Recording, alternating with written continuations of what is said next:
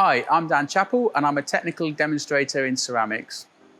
This is the ceramics workshop, and in here you'll be able to work with a number of ceramic processes, including hand building, slip casting, throwing and extruding. We have a very well stocked glaze lab, although you will need a separate induction to use that facility.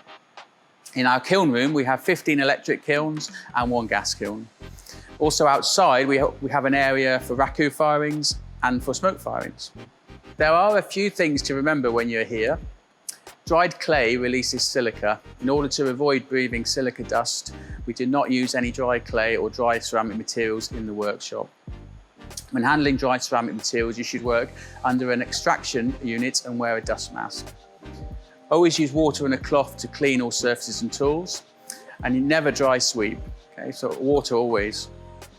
It's important to wear sensible footwear, ideally steel toe cap shoes, but no pumps or any sandals. Anything with an open toe is a no-no down here.